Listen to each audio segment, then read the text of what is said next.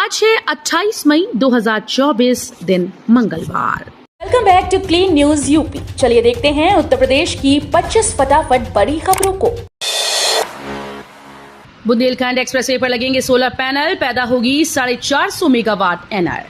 लोकसभा चुनाव के बाद अब योगी सरकार बुंदेलखंड एक्सप्रेसवे को सोलर एक्सप्रेसवे बनाने का काम तेजी से आगे बढ़ाने जा रही है। इसके जरिए 450 मेगावाट सौर ऊर्जा का उत्पादन होगा और पहले चरण में 250 करोड़ रुपए का निवेश होगा। निजी सार्वजनिक सहभागिता के आधार पर इस योजना को अब जल्द शुरू कराया जाएगा। उत्तर प्रदेश एक्सप्रेसवे औद्योगिक विकास प्राधिकरण बोर्ड ने निवेश कंपनीज के चयन के लिए बिड डॉक्यूमेंट को मंजूर कर दिया है। 1 जुलाई से दिल्ली के आनंद विहार नहीं जाएंगी रोडवेज की एसी बसेस। यूपी रोडवेज की BS4 मॉडल की एसी बसेस 1 जुलाई से दिल्ली में प्रवेश नहीं कर सकेंगी। इन बसेस को गाजियाबाद स्थित कौशाम्बी बस अड्डे तक ही चलाया जाएगा। राष्ट्रीय राजधानी में प्रदूषण के कारण BS6 मॉडल इलेक्ट्रिक और CNG बसेस को ही प्रवेश दिया जाएगा। अन्य बसेस के प्रवेश पर प्रतिबंध लगा दिया गया है। माफिया के खत्म हो जाने से यूपी में बढ़ा निवेश, गाजीपुर में गरजे सीएम योगी। मुख्यमंत्री योगी आदित्यनाथ ने कहा कि यूपी से माफिया का सफाया करने के बाद अब प्रदेश में भारी पैमाने पर निवेश आ रहा है। उन्होंने कहा कि पूर्वांचल में बड़े स्तर पर निवेश हो रहा है, जिसके बाद यहां फैक्ट्रीज लगेंगी और नौजवानों को यहीं पर नौकरी भी मिलेगी। M3M बिल्डर को नोएडा में तगड़ा झटका। नोएडा, गुड़गांव समेत पूरे दिल्ली NCR के मशहूर बिल्डर को नोएडा में तगड़ा झटका लगा। गुड़गांव में आवंटन रद्द करने के बाद अब सरकार ने M3M समूह की सहायक कंपनी लविश बिल्ड मार्ट और स्काईलाइन पॉपकॉर्न का नोएडा में आवंटन रद्द कर दिया। प्रदेश सरकार का कहना है कि ये जमीन गैर प्रतिस्पर्धा दर पर खरीदी जा रही थी। M3M NCR में इन दिनों प्रीमियम या लग्जरी हाउसिंग का हब बन रहा है। बकाया का पूरा भुगतान करने पर ट्यूबवेल किसानों को मिलेगी मुफ्त बिजली। जिले के 19,534 निजी ट्यूबवेल किसानों को मुफ्त बिजली के लिए मार्च 2023 के बकाये का पूरा भुगतान करना होगा, तभी उनको मुफ्त बिजली का लाभ दिया जाएगा। इसके लिए ट्यूबवेल किसानों को पंजीकरण शुरू हो चुका है। 30 जून के लिए वो पूर्ण बकाये का 33% जमा कर अपना पंजीकरण करा सकते हैं। यमुना प्राधिकरण की इजाजत के बिना नहीं मिलेगा बिजली कनेक्शन। अब यमुना सिटी में बिना प्राधिकरण की अनुमति के बिजली का कनेक्शन नहीं दिया जाएगा। यमुना विकास प्राधिकरण के क्षेत्र में अवैध अतिक्रमण को रोकने के लिए यह फैसला लिया गया है।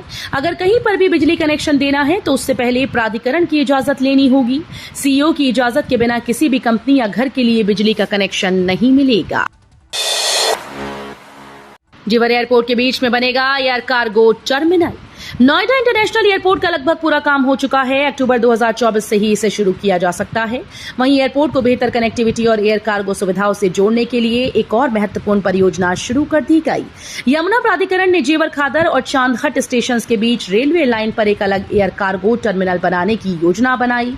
इस योजना से एयरपोर्ट से आने जाने वाला माल बिना किसी रुकावट के देश के विभिन्न हिस्सों तक पहुंचाया जा सकेगा। नोएडा में अच्छी पहल। नोएडा NCR में भीषण गर्मी के कारण लोगों का बाहर निकलना मुश्किल हो गया। शहर में तापमान 45 डिग्री के आसपास है। सबसे ज्यादा परेशानियों का सामना 2 व्हीलर और रेड लाइट पर खड़े पुलिसकर्मियों को करना पड़ रहा है।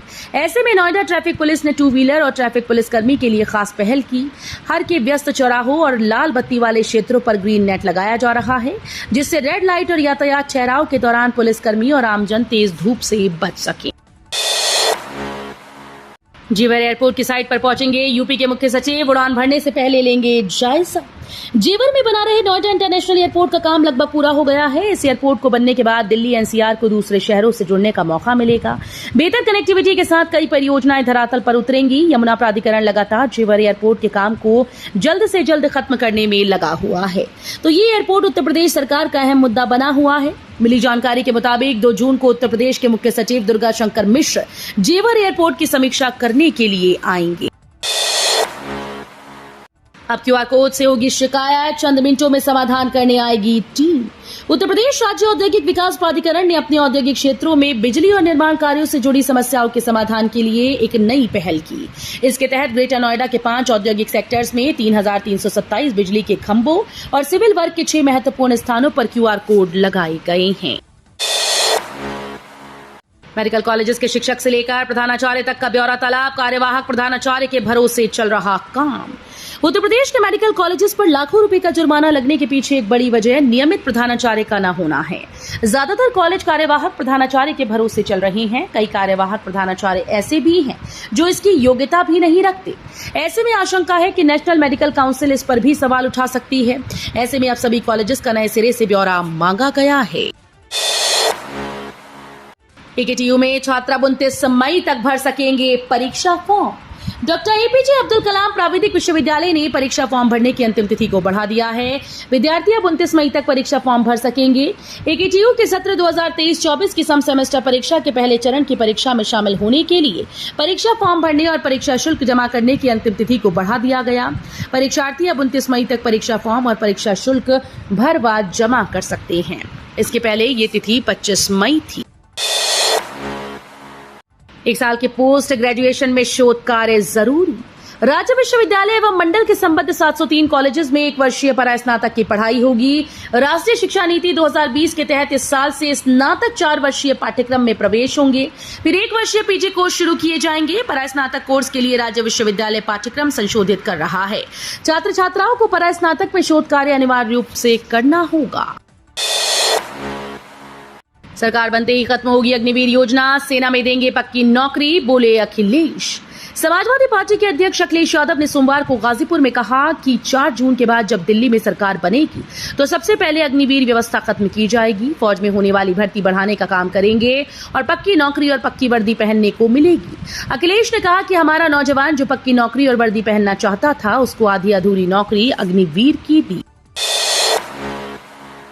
बेटी और महिलाओं को घरों में कैद करने की साजिश रच रहा इंडिया गठबंधन, योगी बोली।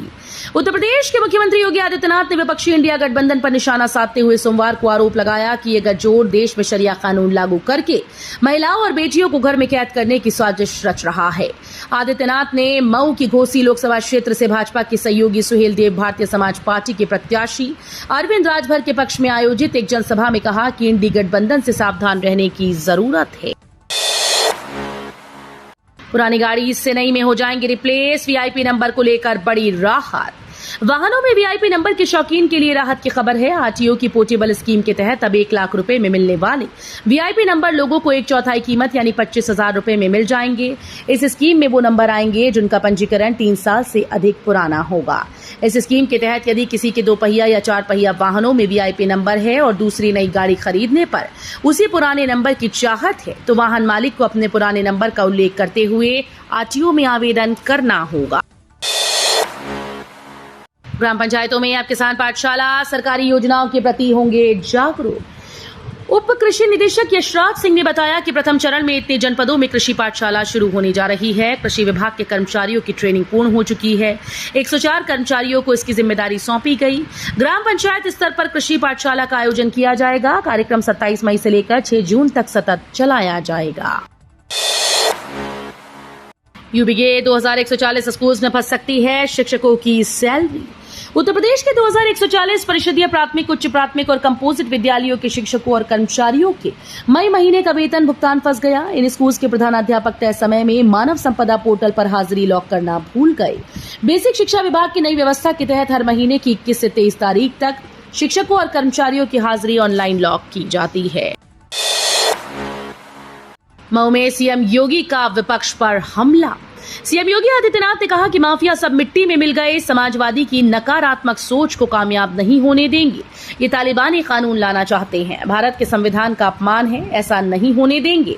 अब कुछ नहीं बचा। 4 दिनों में घर घर जाकर बुढ़ापे का सहारा छड़ी के पक्ष में मतदान के लिए लोगों से अपील करिए और एनडीए के प्रत्याशी को संसद तक पहुंचाइए। पीडब्ल्यूडी ने अतिक्रमण पर लगाए लाल निशान, दुकानदारों को नोटिस, नहीं हटाया तो चलेगा bulldozer. Shahjahanpur Jalalabad state highway के चौड़ीकरण में बाधक बने राजमार्ग के मध्य दोनों ओर 60-60 मीटर की परिधि में आने वाले अतिक्रमण को लाल निशान लगाकर चिन्हित किया गया। संबंधित दुकानदारों और भवन मालिकों को नोटिस दिए गए। अगर कब्जे नहीं हटाए गए तो बुलडोजर से अतिक्रमण ध्वस्त करने की कार्रवाई की जाएगी। गाजीपुर में अखिलेश यादव ने कसा सियासी तंज, बोले बीजेपी और बीएसपी ने हाथ मिला रखा है। अखिलेश यादव ने कहा कि संविधान बचाने का भी चुनाव है। बीजेपी और बीएसपी ने अंदर ही अंदर हाथ मिला रखा है, इसलिए सावधान हो जाइए। वो गाजीपुर जिले के आरटीआई मैदान में सभा को संबोधित कर रहे थे।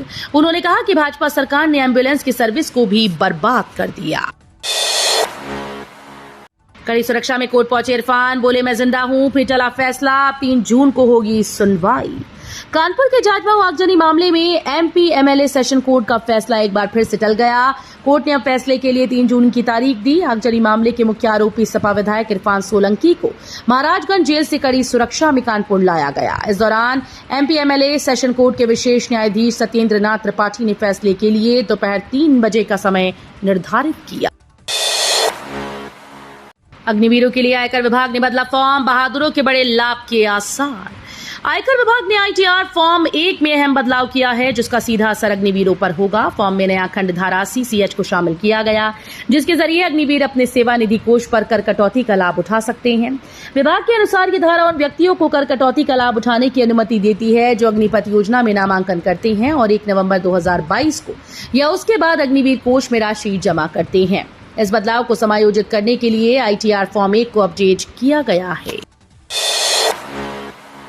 नोएडा एयरपोर्ट से 8,500 सुरक्षाकर्मी करेंगे हवाई अड्डे की रक्षा। सीआईएसएफ के जवानों को वहीं पर मिलेगा घर। जेवर में बन रहे नोएडा इंटरनेशनल एयरपोर्ट की सुरक्षा 8,500 कर्मियों के हाथ में होगी। इनमें 4,500 सीआईएसएफ के जवान होंगे। इन सीआईएसएफ को यहां पर रोकने में कोई समस्या न हो, इसके लिए यमुना प्राधिकरण ने बंदोबस्त किए हैं। नोएडा एयरपोर्ट परिसर के अंदर ही इन 4,500 सीआईएसएफ के जवानों के लिए इंतजाम किया जाएगा। नोएडा में 5,000 वाटर मीटर लगाने का काम पूरा। नोएडा में 5,000 वाटर मीटर लगाने का काम पूरा कर लिया गया। नोएडा प्राधिकरण का टारगेट 82,000 वाटर मीटर लगाने का है। बताया जा रहा है कि 82,000 वाटर मीटर लगाने का काम अगले महीने यानी जून में पूरा कर लिया जाएगा। इसके लिए एक कंपनी का चयन किया जा चुका है।